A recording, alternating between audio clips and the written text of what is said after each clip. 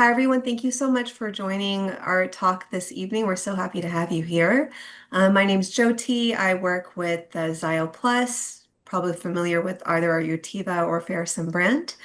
And just in terms of housekeeping, just wanted to let you know we're going to keep this at an hour for tonight. Um, the agenda will look like the presentation, and then that will be followed by a Q&A. We're hoping to have about 20 minutes for that. So throughout the presentation, feel free to drop any of your questions in either the chat or the Q&A box. We'll be logging them and we'll do our best to get to them, get to as many as we can. Following the Q&A, we're going to have a quick raffle for the Amazon gift card. So if you want to hang on for that, you'll need to be there to, claim your name if you get called. So hang on for that. And then if anyone is interested, we'll be hanging on for any questions for a quick product presentation on some Utiva products if you're interested at the end. Keep in mind the presentation is going to be recorded. We'll send out the replay sometime next week, so keep an eye out for that. And I think that's about it. So I'll go ahead and introduce Dr. Luke Fazio. So Dr. Fazio completed his medical school at McGill University. He did his residency in urology at Western University and completed a fellowship in endourology and minimally invasive surgery through the University of Toronto at St. Michael's Hospital. He was an associate staff at Queen's University prior to joining the Division of Urology at Humber River Hospital. His practice focuses on endourology as well as minimally invasive and robotic surgery. He is the current division head for urology at Humber River and co-chair of the robotic surgery program. He also serves as director of urology for the TCBH Surgical Center. So definitely a lot of expertise. We're really grateful to have you here, Dr. Fazio, and to hear what you have to share. Great. Well, thank you for inviting me, and thanks everyone for joining us this evening. Just a few disclosures here, and then we can get started. So today we're going to be talking about recurrent urinary tract infections. So we'll review the signs, symptoms, and diagnosis of uncomplicated recurrent UTIs, and establish an approach for evaluating suspected UTIs and management of recurrent infections, and then discuss preventative strategies as well. None of these talks is complete without a model demonstrating pelvic pain. I've never actually seen this in practice, but you get the picture. It's important just to sort out a few definitions. So a UTI is an inflammatory response of the urothelium to bacterial invasion. Acute bacterial cystitis is a culture-proven UTI associated with acute onset of symptoms. So the main one is dysuria, and to varying degrees, you can have urgency, frequency, hematuria, or incontinence. An uncomplicated UTI refers to a healthy patient with an anatomically and functional normal urinary tract. Complicated infections, which ends up being most of the UTIs that I see, are infections in a patient where one or more factors are present that raise the risk of developing an infection or potentially decreasing the efficacy of treatment. So anatomic example of this would be stones. Very commonly, it's hard to disinfect a urinary tract that has stones in it because there's no blood supply to the stones, and so antibiotics can't really penetrate the stone. So that basically is where bacteria can be harbored and then re-enter the urinary system even after successful treatment of infection. Bladder diverticulum and neurogenic bladder would cause stasis of urine. Obviously, immunocompromised patients would have less chance of responding and be at greater risk. Multi-drug resistant bacteria, which is an increasingly common problem. Most UTIs in men, by definition, are generally considered to be complicated just because the male urinary tract should be less susceptible to infection. So if they're getting them, it usually is worthwhile. They may require some special consideration in terms of treatment and investigations. Asymptomatic bacteria, very importantly, is the presence of bacteria in the urine without any associated illness or symptoms. And we'll get into the importance of that moving forward. So a recurrent UTI is 2 culture-proven UTIs with associated symptoms within 6 months or 3 within 12 months. If you do the math, you can't really have 2 uh, 3 infections in 12 months without having 2 in 6 months. So the difference between it is negligible, but you get the idea. The index patient, the patient that we'll sort of be referring to by default in this talk, is an otherwise healthy adult female with uncomplicated recurrent UTIs. Just based on the definitions, just because certainly other patients would fall into different categories, but this applies to, I think, the majority of the patients that we see with these issues. So just as a background, it's a very common problem. 60% of women will experience symptomatic acute bacterial cystitis in their lifetime. 20 to 40% of those will have one episode that have one episode will have another. And 25 to 50% of those will have multiple recurrent episodes. If you break it down, it means that 5 to 10% of women will have multiple recurrent episodes of urinary tract infections in their lifetime. And in terms of the symptoms, I think we're all pretty familiar with these. Dysuria is the central symptom in terms of making the diagnosis.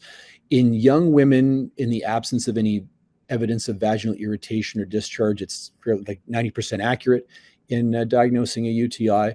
Other symptoms are variable, like frequency, urgency, suprapubic pain, and hematuria.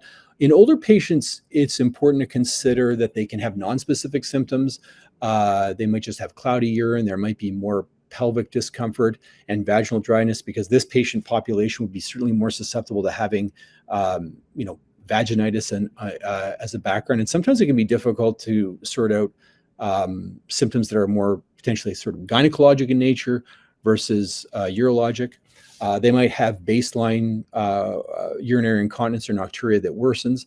And then certainly just confusion can be a presenting symptom for infections in older patients. The diagnosis requires the acute onset of symptoms and laboratory detection. And I think this is, a very important point to make, especially in the setting of increasing resistance, antibiotic resistance in the bacteria and the infections that we're trying to treat. In a study of 25 million ER visits where a UTI was diagnosed, only 32% of patients were symptomatic. And that decreased to 24% when you consider patients over 65. So that means that there's a lot of unnecessary antibiotic usage and infection treatment. And that can lead to increased risk of resistance, continued recurrent infections, and progression to more complicated infections like pyelonephritis over time. The typical cutoff when we're making a diagnosis is more than 10 to the power of 5 colony-forming units per milliliter. But in patients where you have a high clinical suspicion, you can accept a lower concentration of bacteria. Certainly, the labs will tend to report more than 10 to the fifth as significant, and less than that as not significant. But if you have a patient who fits the bill and has symptoms, and there is a lower concentration of bacteria in the urine, it may be worthwhile to treat that patient. Most bacteria causing these infections are E. coli. A smaller proportion represent Enterobacter, Proteus, Klebsiella, and Staph saprophyticus. But E. coli is the majority of the uropathogen of choice in most cases. So in terms of indications to referral, it really falls into the complicated UTI category. So if there's persistent infection despite appropriate treatment, if there's any history of previous surgery or urinary tract trauma, gross hematuria that is persisting after an infection's been treated, any sort of stone disease obviously would be something to refer onward. If there's associated obstructive symptoms that could be a sign of underlying urinary retention. The presence of urea-splitting bacteria like Proteus is important simply because that would be a risk factor for forming stones. If they did have a Proteus infection and they don't have stones, it may not be worthy of a referral, but it is, I think, important to consider these patients in a bit of a special category, because sometimes they can go on with these infections and have significant underlying stone disease that might even be asymptomatic other than the infection that they're presenting with. Pneumaturia or fecal urine could be signs of a fistula. Repeated episodes of pyelonephritis, or I guess any repeated complex infections, would be worthy to consider, and any patients who are immunocompromised. In terms of the evaluation, we're now sort of getting into the guideline recommendations, and these are, I think, a fairly concise and useful way of looking at and managing UTIs in a standard fashion. The reference is there at the bottom of the screen, and like any set of clinical guidelines, it comes with varying levels of confidence and evidence in terms of the recommendations. Just general clinical principles is that a complete history should be taken, including a pelvic exam in females. The pelvic exam is important just in the context of looking for any associated vaginitis or what the role of vaginal estrogen might be. And certainly we'll get into that later in terms of the recommendations. It's useful to establish if there's any specific triggers, and sexual activity is important to establish if these UTIs are mainly postcoital in nature. Also useful, as we'll see down the line, in terms of how we might prevent infections and for prophylaxis. It might also determine whether factors for a complicated UTI are present. If there's any use of spermicides, it can impact the vaginal microbiome. So those are some important things to look at when you're taking a history. To make a diagnosis of a UTI, it's important to document that there's been a positive urine culture, so that we're not just dealing with asymptomatic bacteria, which really doesn't require any treatment unless there's some sort of special circumstance. Obtaining cultures decreases the risk of subsequent hospitalization. And if there's a lack of correlation between symptoms and a positive culture, that may lead to consideration of an alternative diagnosis. Dysuria, people have dysuria for other reasons other than UTIs. They have frequency and urgency for other reasons than UTIs. And so that can be an important thing to distinguish. If initial sample is suspected of contamination and you still have a suspicion of UTI, then it's reasonable to obtain, and you should obtain, a repeat urine culture. So, in terms of evaluation, still, cystoscopy and upper tract imaging should not routinely be performed in the index patient presenting with recurrent UTI. However, if the patients aren't responding to that appropriate treatment, it then enters in the category of complicated UTI, in which case further investigation may be warranted.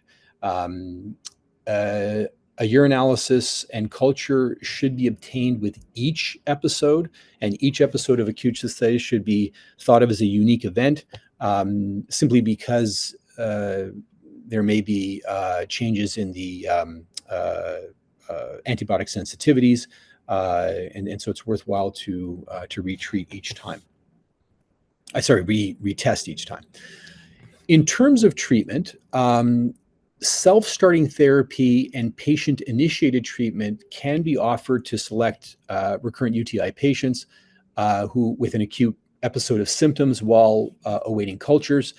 First-line therapy tends to be nitrofurantoin or macrobid, Septra, or fosfomycin. It is useful to consider your local antibiogram, and that's usually available through the hospital. Every place is a little bit different sometimes in terms of the level of resistance and a preferred medication. I tend to use this approach in patients where their symptoms really have been associated with a culture positive UTI in the past. And if they have that sort of track record of consistently the same symptoms, which have been correlated with a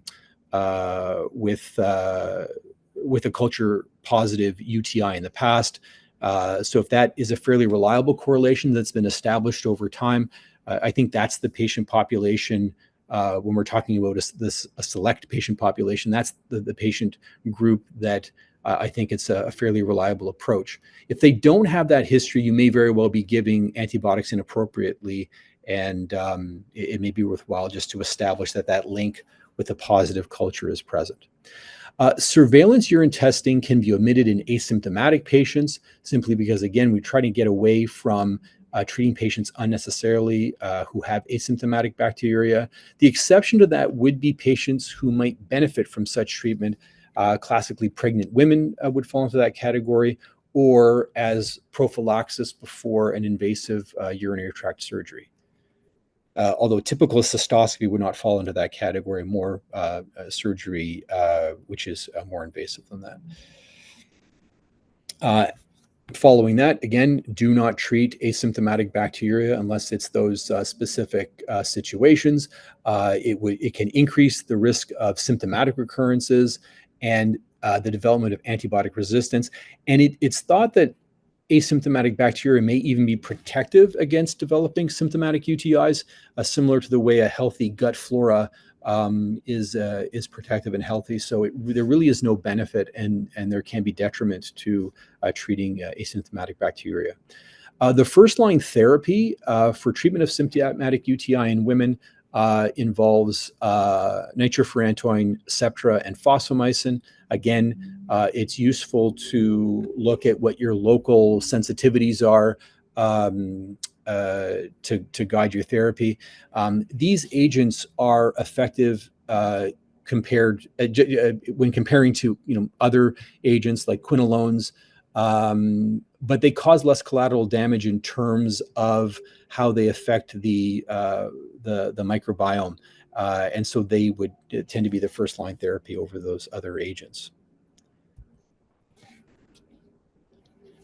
Acute cystitis should be treated with as short a duration of antibiotics as reasonable. So generally no more than 7 days. If IV antibiotics are being used, they should generally be limited to 7 days as well. And in terms of multi-drug resistant bacteria, it is useful to remember that fosfomycin and nitrofurantoin often are good options, and even multi-drug resistant bacteria tend to retain susceptibility to these medications.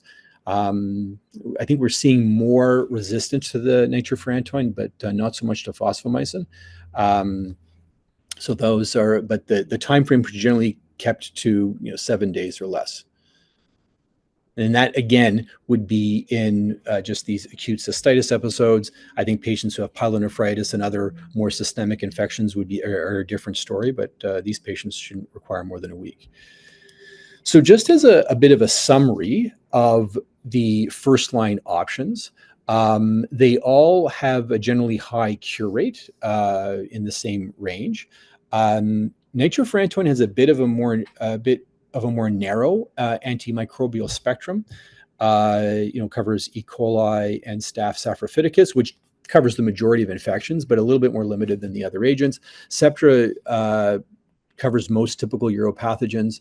The issue with Septra can sometimes be interaction with other medications like ACE inhibitors and other antihypertensives.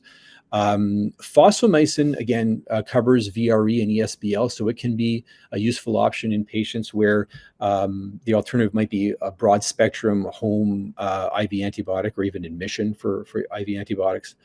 They tend to cause no or minimal impact on the normal microbiome, so that they have less collateral damage.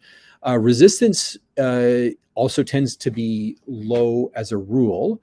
Nitrofurantoin's been around for 50 years, and it seems to maintain low resistance, so it's very useful. Septra has increasing resistance, and it's generally not recommended as empiric treatment if the level of resistance in your community is more than 20%. I know certainly where we are, our sort of local antibiome, I believe it's about 40% resistance for Septra, so it wouldn't be something useful for me to use as empiric treatment, but it's actually still better than quinolones, which even have higher resistance, at least in the community where I work. Fosfomycin currently has low resistance, but I guess time will tell to see if that stays that way. But certainly right now, it's a very useful agent. The dose and duration, again, for typical cystitis for nitrofurantoin would be 5 days. a 3-day course of Septra, and a single dose of fosfomycin would be the classic doses in these cases. So in terms of prophylaxis, it's important to have a discussion about the risks and benefits, but it is something that should be offered to decrease the risk of future UTIs in women of all ages previously diagnosed with an infection. It can take the form of daily dosing, but certainly in patients who have a clear relationship to sexual activity, it could be intermittent dosing either pre or post-coital. It has been shown to decrease the risk of recurrence, but of course, there can be an increased risk of adverse events. Quinolones are not recommended simply because it's not a first-line agent, but also there is a black box warning on quinolones about an effect on causing tendinitis and tendon rupture. So it's not recommended in the prophylactic setting. And then certainly antibiotic resistance can be an issue. I'll also just mention that nitrofurantoin, I think, can rarely be associated with pulmonary fibrosis. So giving it long-term, that's something to consider as well. The duration of prophylaxis is usually 6 to 12 months, but the rate of infection tends to resume prior to the prior state after stopping it. But it certainly can sometimes be useful to break the cycle in an individual who is just kind of being debilitated. You get these patients that have just infection after infection after infection, and sometimes it is really the best option for them. There's different regimens, so it might just be trimethoprim, not Septra, but trimethoprim, 100 milligrams daily. Actual Septra, trimethoprim, sulfamethoxazole, either daily or 3 times a week. Again, I think it's important to consider what your local sensitivities are if using that strategy. I think nitrofurantoin is certainly a good option if you're as a daily low dose. Fosfomycin, though, as well, that would just be every 10 days, just given the pharmacokinetics of fosfomycin. I included cephalexin here simply because the guideline mentions it, although I think it's important to realize that cephalexin is not necessarily considered a first-line agent. So it's in there for the sake of completeness, but I'm not sure that would be my first choice. In terms of the postcoital infections, fosfomycin kind of drops off the list there again because of the pharmacokinetics. That would probably represent overtreatment. And so it falls to Septra, macrobid, nitrofurantoin, or cephalexin as the recommended agents. So that brings us to non-antibiotic prophylaxis, and there is actually some, the evidence to indicate that cranberry prophylaxis is useful and recommended for women with recurrent urinary tract infections. The mechanism of action is proanthocyanidins. I'll just refer to them as PACs so I don't have to try to pronounce it again. But the PACs contained in cranberry can prevent the ability of bacteria to adhere to the urothelium. I'll just go to the next slide to show the graphic here. So the PAC molecule will sort of mimic the receptor to the urinary tract wall. And what that does is then adhere to the fimbriae on the bacteria that then stop it from being able to adhere to the bacterial wall and establish an infection. And then it can be flushed out. It doesn't necessarily work against every bacteria, but E. coli, Klebsiella, and Enterococcus are sensitive to it, which again represents the overwhelming majority of pathogens we would see in the urinary tract. They are present in varying concentrations depending on the formulation used, simply because they fall under the supplement category rather than the pharmaceutical category. They're not subject to the same regulations of having to maintain the amount of PAC in a cranberry supplement, and even if there's even within the same brand from batch to batch, there may be variations. So patients aren't really getting necessarily a consistent standard amount of PACs in the supplements that they would get at the health food store. Cranberry does decrease the risk of experiencing at least one UTI recurrence compared to placebo or no cranberry. There doesn't seem to be any statistically difference statistically significant difference between daily cranberry and antibiotics, and there's less risk of resistance, although this is not based on very robust studies, but it does seem to be it does seem to have effectiveness on par with antibiotic prophylaxis. In patients who are drinking cranberry juice, and this would be like pure cranberry juice, obviously not like cranberry cocktail, which is mostly apple juice, I think, the sugar in the juice can certainly be an issue. Which then brings us to Utiva. So Utiva is a supplement that has a more concentrated amount of packs. It's held to more of a pharmaceutical standard, so that there is a consistent amount of high-level exposure to packs, about 9 times more than most cranberry supplements, with low sugars. So that's less of an issue compared to juice or even the cranberry tablets that patients would get. So there's a significantly greater exposure to packs and a more consistent amount of it. This is an unpublished lab study, but again, looking at not just Utiva, but any substance that has that same concentrated packs within it, that if you look at the anti-adhesion activity, it's significantly greater in those agents as opposed to cranberry supplements or cranberry agents, simply because of the higher consistent concentration of packs that are present. In terms of other agents, there's less sort of support, less evidence, although probably little harm in trying them. Lactobacillus probiotics haven't had necessarily a strong evidence showing any benefit. Increased water intake could potentially improve things theoretically, but there's no clear benefit. And then the other agents that are out there, I mean, D-mannose works in a similar mechanism to cranberry supplements, but doesn't necessarily have as much sort of data behind it.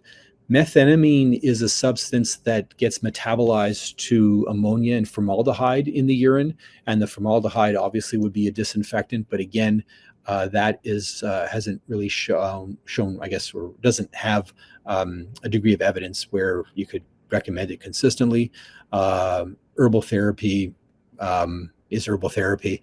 Like anything, there's a lot of agents out there that claim to offer improvement, but nothing I think would at this point have the same level of evidence as the cranberry supplements. Intravesical hyaluronic acid is basically a substance that would aim to reestablish the lining on the bladder wall. That is mainly used for a condition called interstitial cystitis, which is a non-infectious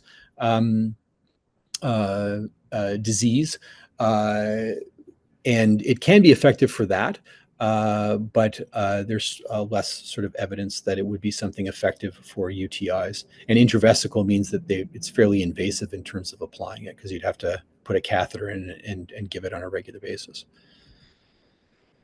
So in terms of follow-up, it is not recommended that post-treatment testing be done to check for a cure in asymptomatic patients. If patients have responded symptomatically, that's enough evidence that you should really need in terms of establishing cure. Again, you might want to make an exception for that for pregnant patients who would potentially benefit from having their asymptomatic bacteriuria followed or treated. On the other hand, if patients have persistent symptoms after appropriate antimicrobial therapy, then repeat urine culture should be obtained to guide further management. And if those urine cultures are negative, then it might be important to establish other, if there's some other disease state present or referral, especially if you're dealing with something like hematuria that could be an underlying sign of malignancy. Estrogen is an important strategy as well. Vaginal estrogen should be recommended in peri and postmenopausal women with recurrent UTIs. There's low systemic absorption, so the systemic risk is low. And conversely, if a patient is on oral estrogen replacement, there's very little impact on the vaginal flora. So those patients could still benefit from having vaginal estrogens. And it is generally considered safe even in breast cancer patients. It would be worthwhile to, I guess, check with the patient's oncologist or have them ask with their oncologist. But because there's low systemic absorption and risk, it can generally be given safely in these patients. There's no evidence to favor one formulation over another, and multiple randomized trials have shown a decrease in the incidence of UTI. And this is another, this again would be a reason to have some sort of pelvic exam to see if there's any vaginal atrophy or vaginitis where patients might benefit from it. Also, in patients sometimes presenting with dysuria or pelvic pain, it can be difficult to sort out, and it can be difficult for them to even communicate whether or not their issues are primarily gynecologic versus urologic. There can be a lot of overlap, but the estrogens can actually help with both. So it is a useful strategy. So just in terms of take-home points then, recurrent UTIs would either represent 2 symptomatic infections in a 6-month period or 3 in 1 year. General first-line antibiotic therapy should be guided by urine culture, but in general would be nitrofurantoin, Septra, or fosfomycin. Prevention can take several forms: low dose daily or pre or post-coital antibiotics, depending on the clinical situation. Cranberry and PAX supplements can be offered and may take the place or help reduce the use of antibiotics. And certainly vaginal estrogens in peri or postmenopausal women should be offered as well. And if a complex UTI is identified, then consideration for a referral should be made as well. So that would, I think, leave us time for questions now. Certainly, thanks for everyone for joining today and for the invitation to speak. Awesome. Thank you so much, I'll Dr. stop Fazio. sharing. That was, yeah, you can stop sharing. I think that's going to keep popping up. Great. Did that work? No, stop sharing. Here we go. Sorry. Here I can, okay, Yeah. there you go. I'm just gonna organize one thing here. Can you, oh, here we go. I wasn't showing up. Okay, great. So we have a ton of questions. I'm just gonna shoot them out and let's see how many we can go through. So Sure. first one here is, I think it'd be a simple answer here, but could you explain what the local anti-biograms are? So that's generally a study that would come from, I believe, probably the infectious disease department. I mean, it's generally issued by your local hospital, and it looks at what um, what the resistance level is locally. So every area will have some differences, and certainly, at my hospital, it came about because we were looking at standardized orders, and we were going to put quinolones as a standardized order, and then we kind of looked at the antibiome, and it actually made much more sense to use Septra just because of the resistance level of quinolones in our community. But it's not the same for everybody. And so usually it's available through your local hospital. Each hospital generally does that, and so you can kind of figure out geographically what you should be doing, because it's not the same for everybody.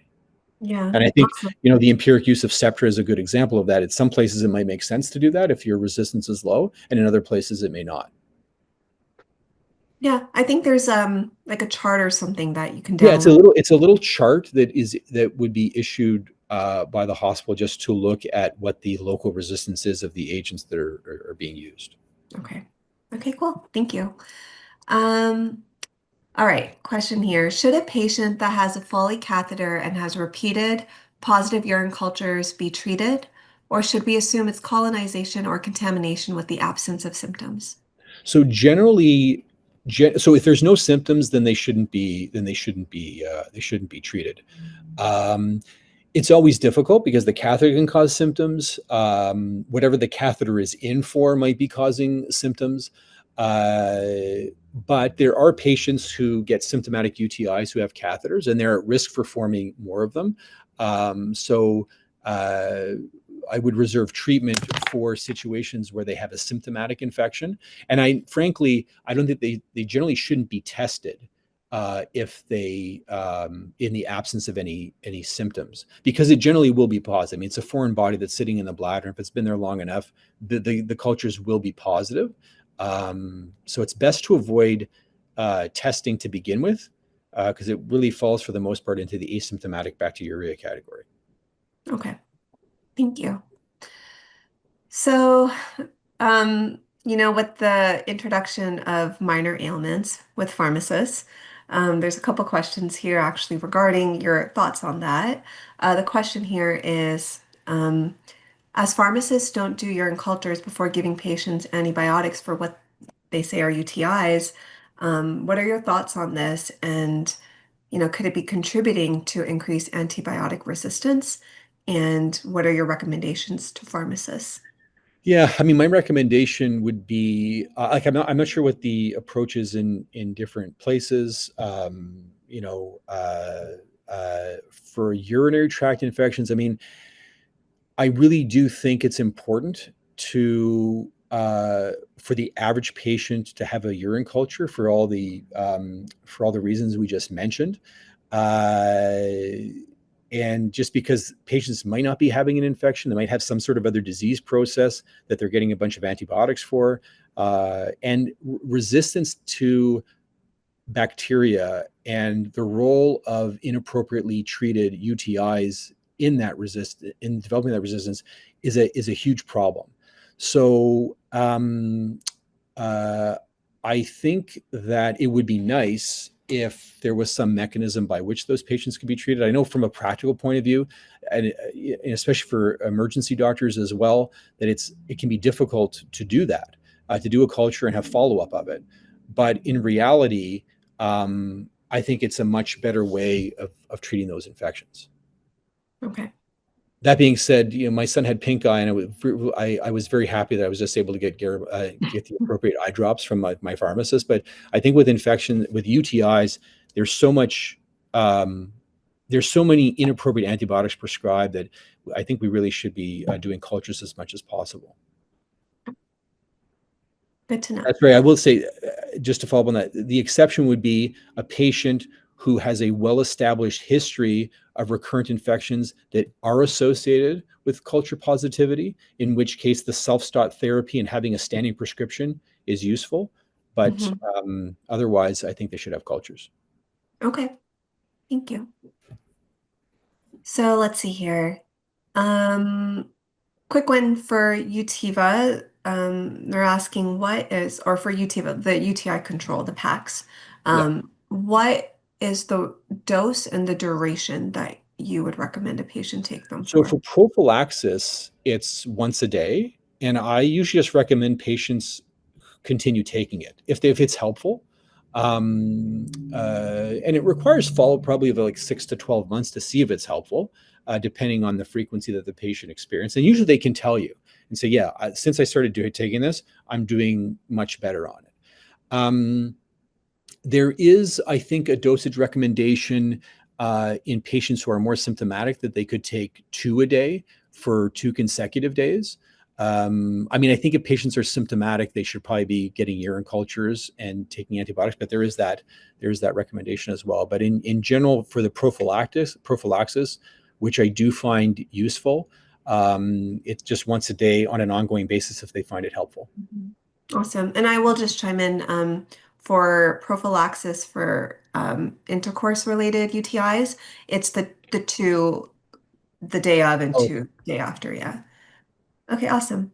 Um, okay, so in what situations do you consider a one-time treatment dose with fosfomycin versus a 5, 7, or 10-day treatment with another antibiotic such as or macrobid? And should you ever retreat with fosfomycin if symptoms don't resolve? so in terms of the first question, I would consider fosfomycin and again, I go back to there that had that graphic of the standard doses. So the one, I think anytime you're giving 5 days of macrobid or 3 days of Septra to treat an uncomplicated cystitis, you can give a single dose of fosfomycin. And I actually find fosfomycin useful as the self-start therapy as well, because it is just a one-time dose that patients can take if they have that established history and know their symptoms. Um, so I consider it with along with the others. I think there's some evidence to suggest that a single dose of an antibiotic might result in less bacterial control at the 1 month mark than like a 5 day course of macrobid. But again, a lot of these studies are not super robust. And from a practical standpoint, I think, especially in terms of compliance, um, I find fosfomycin a very useful strategy.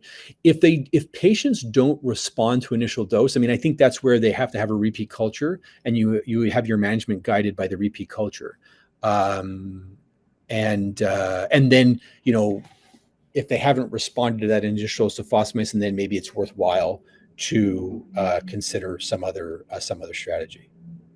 Okay, thanks. Next one here for an elderly woman with dementia who has frequent bacteria. I always have trouble saying that word. Thank you. How do you decide when to treat?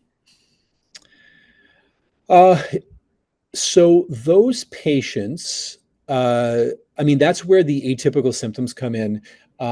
Many times, patients will have an increase in their baseline confusion. So they might have dementia, but then they have delirium on top of their dementia. So that can be certainly a reason to treat if they have any sort of other systemic symptoms like fever.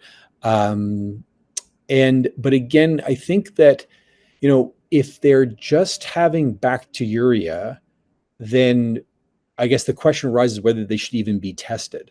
And Mm. it's obviously a bit of more of a difficult situation because really, simply speaking, patients with a positive culture and symptoms should be treated, but it's difficult to establish whether these patients are having symptoms or not. Um, so, I mean, I think as close as we can get to establishing symptoms, taking into or accepting the fact that we may get it wrong sometimes, and there may be times where we give antibiotics for asymptomatic bacteria just because it's so hard to tell if these patients are symptomatic or not. But I think it really goes to the point of maybe being judicious about when we test these patients, because if you test patients who are asymptomatic enough, you're going to be tempted to treat them sometimes. Mm, okay, makes sense. So, would you say that indwelling catheters have a greater risk of UTI compared to frequent in and out Yeah, catheter use? they do. They do. So uh, they definitely do. So urethral catheters have a higher rate of infection than suprapubic catheters and have a higher rate of infection of intermittent catheterization. The challenge with intermittent catheterization is just patient compliance and teaching and the ability to do it, but it's definitely a useful strategy in someone who needs who has ongoing infections. I Okay, mean, who requires long-term catheterization. got it. So, okay, regarding vaginal or yeah, estrogen therapy, Mhm. is there an age recommendation for this, or typically just for that It would be it post would or be perimenopausal? yeah, peri and postmenopausal. And I mean, I guess there's no hard and fast age recommendation because that can happen the very peri and Yeah. postmenopausal depend. The age is different in everyone. Um, I think in terms of trying to help with that, though, I mean, obviously, it would be establishing the history of the patient's peri or postmenopausal, or even just doing a physical exam. And if there's atrophy of the vaginal mucosa or inflammation or vaginitis, then those would be potential reasons that where it would be helpful. Okay. So you would make sure that there actually is a decrease in estrogen going on. Like that's actually Yeah, I mean, a I don't think where you have to measure estrogen yeah. necessarily, but if just establish that someone is peri or postmenopausal, then I think that's where they would derive benefit. Okay. Do you have any concern using macrobid in patients ages greater than 65? On a short-term basis, no. I think that, there's this theoretical risk of pulmonary fibrosis in terms of giving macrobid long term. Um, and it's one of those things that's, I think it's like the tendon ruptures in patients taking quinolones. It would be something that happens rarely, but if it did happen, it would be, it can be a very serious complication. So I'm a little more hesitant to give long-term prophylactic macrobid because of that. But that being said, I'm a bit more hesitant now in my practice of giving any antibiotic long-term. Um, and I would really reserve it for patients who are just have these, uh, that small percentage of individuals who has very frequent debilitating symptomatic infections, because I think that self-start therapy with something like phosphomycin, where patients start taking it when as soon as they start to get their typical symptoms, is probably more useful. So I guess I don't have a specific hesitancy towards macrobid specifically, but it's more so that I'm a bit more hesitant just giving long-term antibiotics in any group, simply because I think there's probably better strategies, and the number of people who benefit from daily prophylactic dosing over self-start therapy or something like Utiva is a very small number of individuals. Okay. So the next question here, it's a case.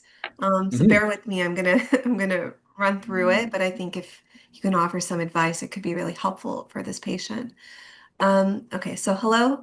Any suggestion for the case of a UTI? They said without, but I believe they meant to say with confirmed bacterial culture. Mm-hmm. STD is negative as well. Patient with diabetes type 1 and is 30 to 40-year-old. Pain after coitus and sometimes after urination. One episode of bleeding. Nothing on cystoscopy. Constant erythema of penis capita near urethra. Ultrasound of kidneys without findings. Periodically spasms near perineal area. Several rounds of antibiotics, no effect. So there's a lot to unpack there, I guess. And so this is if they have perineal pain. I mean, certainly this sounds like someone who has a complicated UTI. I mean, Yeah. number one, I guess it's a man because you said something about Yeah. the foreskin, right? Yeah. So this is in a different category. But if they're having a lot of perineal pain, pain with ejaculation, they may very well have prostatitis. And prostatitis is a whole different category. And that's something where, using something like Cipro or some other quinolone for at least 2 weeks can be useful. They typically don't have positive urine cultures. It typically is something that's diagnosed in the absence of infections based on their clinical picture. If they have persistent perineal pain as a prominent issue, they may benefit from anti-inflammatories. If they have a lot of urinary symptoms, they also may benefit from an alpha blocker like Flomax. But the perineal pain to me sounds like it could be prostatitis. The other issue is if they do, have if they're uncircumcised and are noticed a lot of inflammation with respect to their foreskin, it could be more of a balanitis. And a topical, something like topical canestin might be useful for them, or even eventually performing a circumcision if they're getting recurrent infections in the setting of also having balanitis and a foreskin, because that might be predisposing them. But I think that patient might have prostatitis if they have perineal pain, and all their other investigations are negative. And Mhm. if their urine culture is negative as well, because that would also explain some of the postcoital, post-ejaculatory discomfort as well. So it might just mean a longer course of, a quinolone. And so you start with like 2 weeks of Cipro, but also then supplementing with an anti-inflammatory like naproxen, or even just Tylenol or Advil, uh, if um, if pain is a prominent issue. If this is coming from a primary care physician, would you recommend that they refer at this point? If they have hematuria, yes. Um, if I mean, I don't think every episode of prostatitis necessarily needs to be referred, but certainly if it's not getting better, then yes. Now it sounds like this patient had been, because they had a cystoscopy, so that would probably indicate they had been referred. But definitely, yeah, the hematuria, if they're not getting better with appropriate antibiotics. Um, but if referral is an issue, there's a long delay for referral. Mhm. This is someone who may benefit from a 2-week course of Cipro and with or without anti-inflammatories. Okay, and another question just popped up related to this one. In this case, would you recommend pelvic floor therapy? Uh, that is a good question. Um, in patients with prostatitis, um, where this is really a chronic pelvic pain syndrome, essentially, I have suggested pelvic physiotherapy to some individuals because really these patients, and I guess even in women who have interstitial cystitis, which is also the female version of the chronic pelvic pain syndrome, simply because I think these are individuals who have chronic pain. Chronically giving them antibiotics is not necessarily the best course of action. I mean, I think 1 or 2 courses of antibiotics to see if that helps is useful. And if they have acute flare ups, then giving antibiotics at the time of the flare up is useful. But many times these patients have symptoms for months at a time, or just unrelenting symptoms that can last for years. And so I don't think multiple antibiotics are helpful, and they're probably harmful in these individuals. I think anti-inflammatories can be useful, but they have their own issues, giving them chronically over time.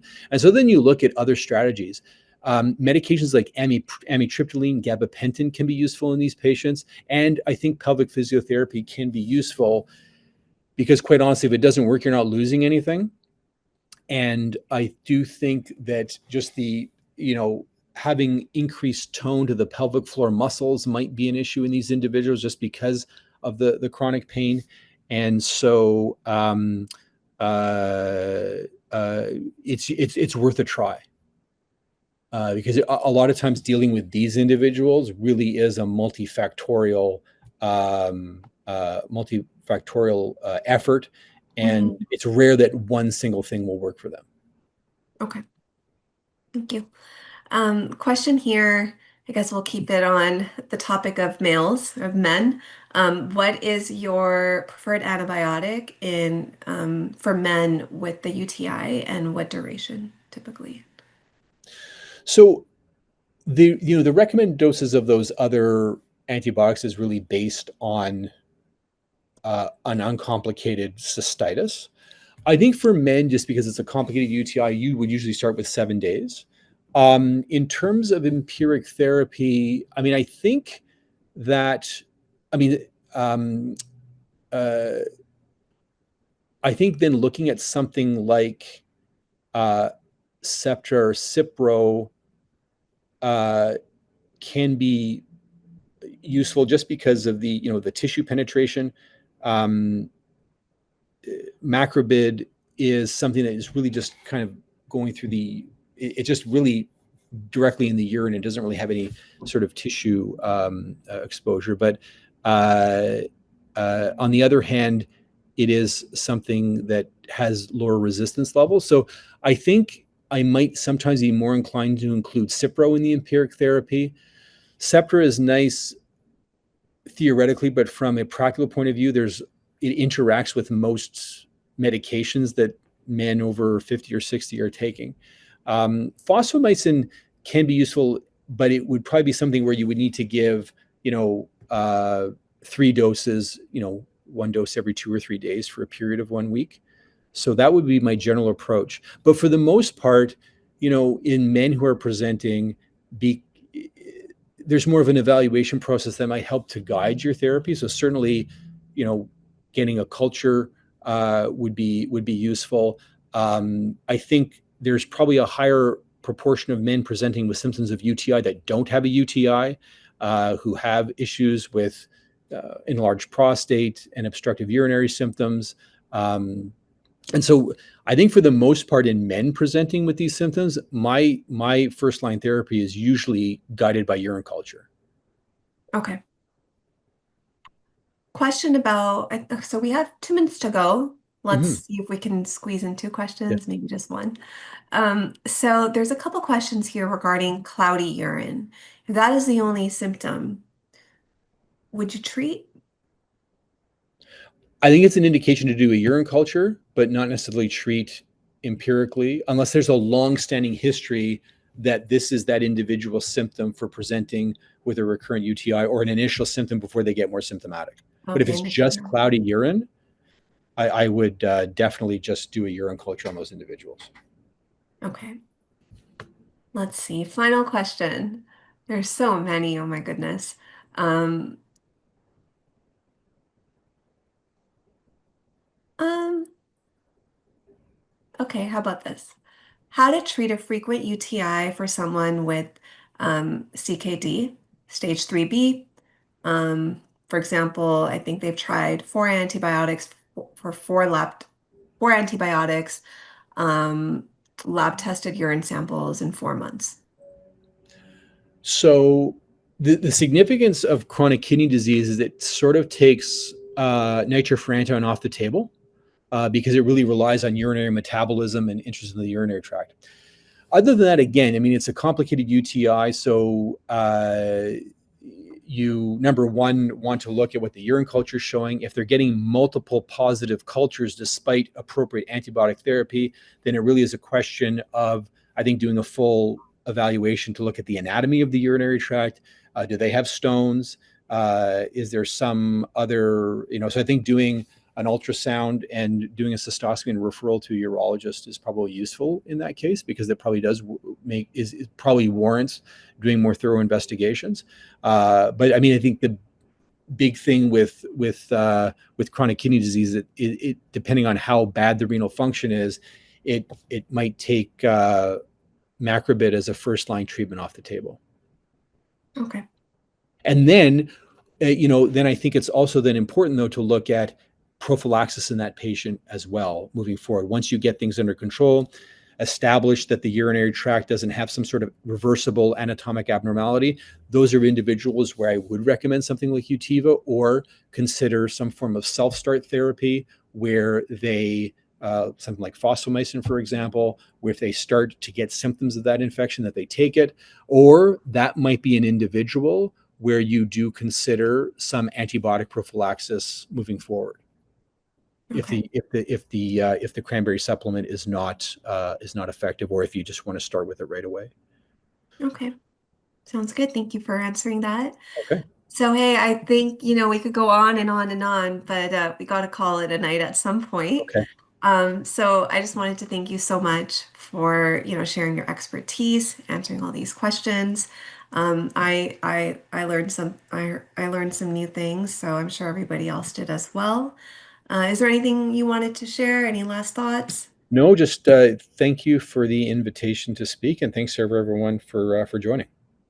Okay, great. So, okay. Well, I hope you have a great night and thank you again. Okay. Thanks, everybody.